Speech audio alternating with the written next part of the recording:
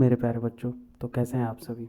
आज इस लेक्चर में हम लोग सब जानने वाले हैं क्या होता है ऑटो ट्रांसफार्मर का कंस्ट्रक्शन, उसका वर्किंग, उसका एडवांटेजेस, उसका डिसएडवांटेजेस और साथ ही साथ उसका एप्लीकेशन। तो आपका काम बस ये है कि आप वीडियो के अंत तक बने रहें और एक एक करके सारे कॉन्सेप्ट को जानने का कोशिश करें। और इस वीडियो के अंत तक मैं आपको गारंटी देता हूँ कि आप सारी चीज़ों को बहुत अच्छे से दूसरे को भी और ख़ुद को भी एक्सप्लेन कर पाइएगा। तो चलिए शुरू करते हैं। हमारा जो एक ऑटो ट्रांसफार्मर होता है वो ट्रांसफार्मर होता है जिसमें सिर्फ और सिर्फ एक ही वाइंडिंग होता है, एक ही लेमिनेटेड कोर में। जैसे कि ये इसमें एक ही हमारा वाइंडिंग है और ये किया हुआ है एक ही लेमिनेटेड कोर में। जैसे कि आप लोग सब देख सकते हैं, ये एक ही वाइंडिंग है जहाँ जो किया हुआ है एक ही लेमिनेटेड कोर पे। और ये पूरा हो गया इसका प्राइमरी वाइंडिंग और ये इसका पूरा हो गया सेकेंडरी वाइंडिंग। इसका जो थ्योरी है और जो ऑपरेशन है वो सिमिलर होता है टू वाइंडिंग ट्रांसफार्मर का। चूँकि इसमें हम लोग सब एक ही वाइंडिंग यूज़ कर रहे हैं तो इसमें हम लोग को लेस कॉपर लगने वाला है और ये सस्ता भी होने वाला है। साथ ही साथ इसमें हम लोग सब ये वाला जो टैपिंग पॉइंट है इसको बढ़ा सकते हैं और या घटा सकते हैं, जिससे हमको सेकेंडरी वोल्टेज एक डिज़ायर्ड अमाउंट में मिल सके। जैसे कि ये हमारा जो फिगर है ये है हमारा सीमेटिक डायग्राम।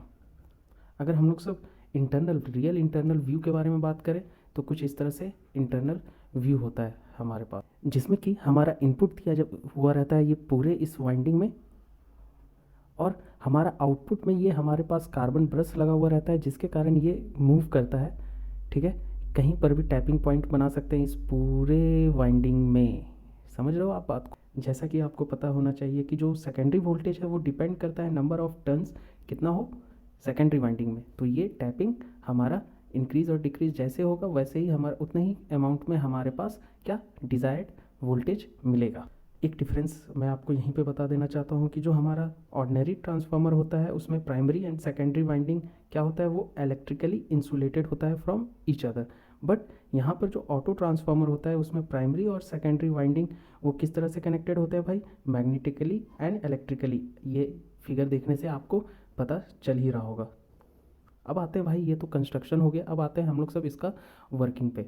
वर्किंग इसका कुछ इस तरह से है कि हमारे पास ए, जैसे ये हमारे पास ए है, टर्मिनल ए है और ये टर्मिनल बी है। ये जो ए और टर्मिनल बी में जो हमारा वाइंडिंग किया हुआ है ये हो गया हमारा प्राइमरी वाइंडिंग। बट हमारा जो सेकेंडरी वाइंडिंग है यहाँ पर है वो है ये बी और सी के बीच में। समझ लो आपको, यहाँ पे हमारा V1 जो हो गया वो हो गया हमारा प्राइमरी क्या वोल्टेज, V2 जो हो गया वो हो गया हमारा सेकेंडरी वोल्टेज। उसी तरह से हमारे पास I1, जो ये I1 है हमारे पास, ये I1 हो गया हमारा प्राइमरी करंट। और हमारे पास जो I2 है वो हो गया हमारे पास क्या सेकेंडरी करंट। ठीक है, अब यहाँ पर देखिए ये पूरा यहाँ से यहाँ तक, ये पूरा यहाँ से यहाँ तक हमारा क्या है N1। ठीक है, और ये N1 हो गया हमारे पास क्या नंबर ऑफ टर्न्स बिटवीन कहाँ से कहाँ A टू B। और हमारे पास जो N2 है, ये जो N2 है ये N2 कहाँ से कहाँ तक भाई, यहाँ से यहाँ तक है, जो हमारा है number of turns between B to C। समझे बात को। तो अगर हम लोग सब सारा लॉसेस को नेगलेक्ट करते हैं, लीकेज रिएक्टेंस को नेगलेक्ट करते हैं और नो लोड करंट को, तो हम लोग हमारे पास K इक्वल्स टू सेम जो हमारे पास होता है V2 divided by V1 equals to I1 divided by I2 equals to N2 divided by N1। और ये हमारा क्या होता है ट्रांसफॉर्मेशन रेशियो। समझो बात को। इसमें एक और चीज़ याद रखने वाली ये है कि जो करंट है हमारा सेक्शन CB में वो वाइंडिंग, मतलब वो winding is the resultant of I1 and I2। ठीक है, और since this current are practically in phase opposition, ये दोनों जो करंट है ये हमारे फेज अपोजिशन में है। जो रिजल्टेंट करंट होगा that means I2 minus I1 where I2 is greater than I1। चलिए बढ़ते हैं advantages and disadvantages of auto transformer. सबसे पहला चीज़ कि हम लोग सब जानने का कोशिश करते हैं एडवांटेजेस ऑफ ऑटो ट्रांसफार्मर क्या है। एडवांटेजेस, सबसे पहला चीज़ एडवांटेजेस हम लोग सब जानते हैं। पहला एडवांटेजेस ये है कि यहाँ पर हमारे पास सबसे पहला कि हम लोग सब यूज़ करते हैं लेस कॉपर।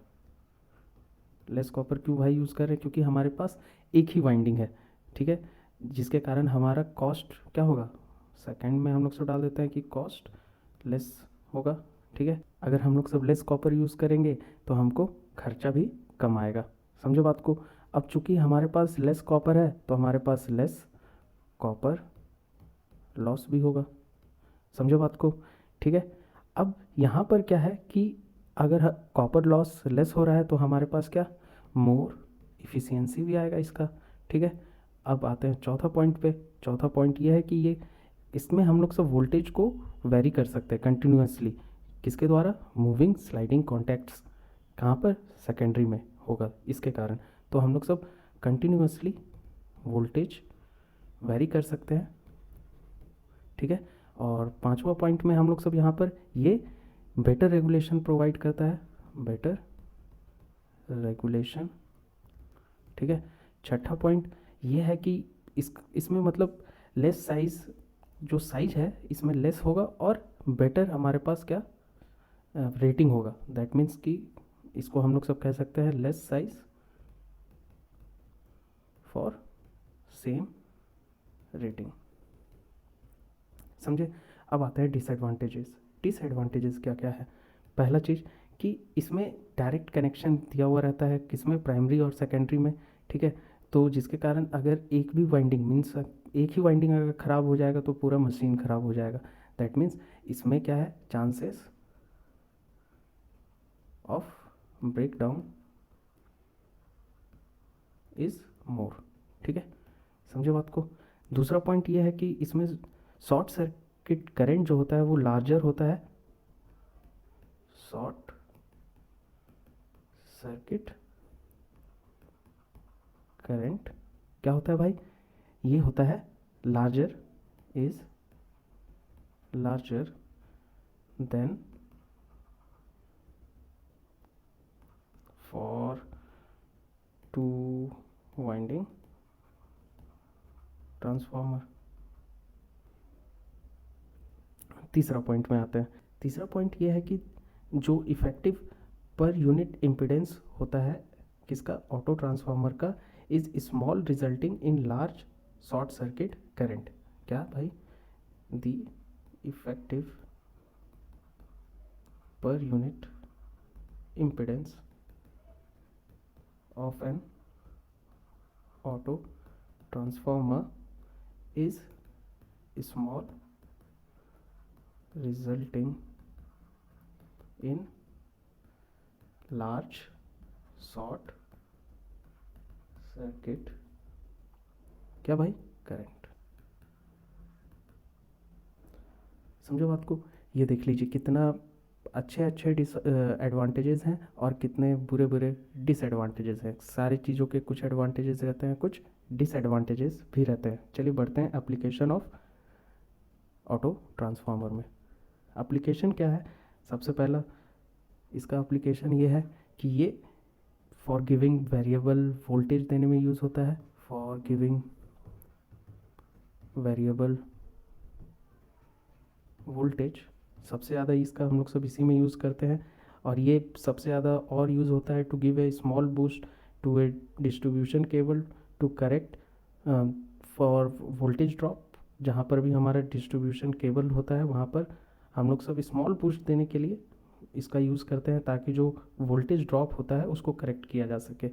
सेकंड में तीसरा यूज़ इसका कहाँ पे होता है भाई, ट्रांसफार्मर ऑयल टेस्टिंग सेट में।